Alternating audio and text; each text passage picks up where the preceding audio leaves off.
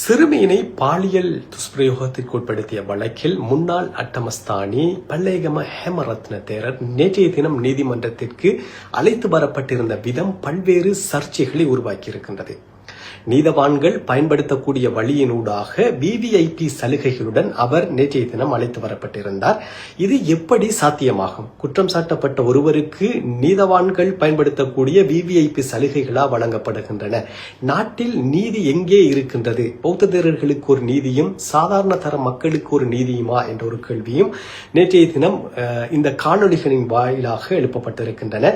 பொறுத்திருந்து பார்ப்போம், இந்த விடயத்தில் நீதி நிலைநாட்டப்படுமா அல்லது அனுரவு அரசாங்கமும் கடந்த கால அரசாங்கங்களைப் போல் பௌத்த தேரர்களுடைய கட்டுப்பாடுகளின் கீழ்தான் இருக்கின்றதா என்ற ஒரு விடயமும் கேள்விக்குட்படுத்தப்பட்டிருக்கின்றது. நேற்றைய தின விசாரணைகளின் போது ஹேமரத்ன தேரருடைய டிஎன்ஏ ஸ்பெம் டிஎன்ஏ அறையில் கண்டெடுக்கப்பட்ட ஸ்பெம் டிஎன்ஏக்களுடன் ஒத்துப்போகின்றன என்ற ஒரு விடயமும் செய்தியாக வெளிவந்திருக்கின்றன.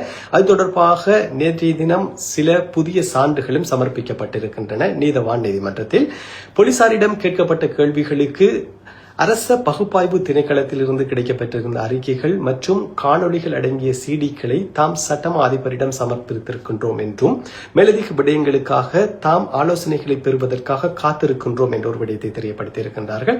அதே சமயம் ராகம வைத்தியசாலையில் மேற்கொள்ளப்பட்டிருந்த மேலதிக பரிசோதனைகள் தொடர்பான அறிக்கைகளை உடனடியாக நீதிமன்றத்தில் சமர்ப்பிக்குமாறு என்ற ஒரு விடயத்தை நீதிபதி தெரியப்படுத்தியிருந்தார்.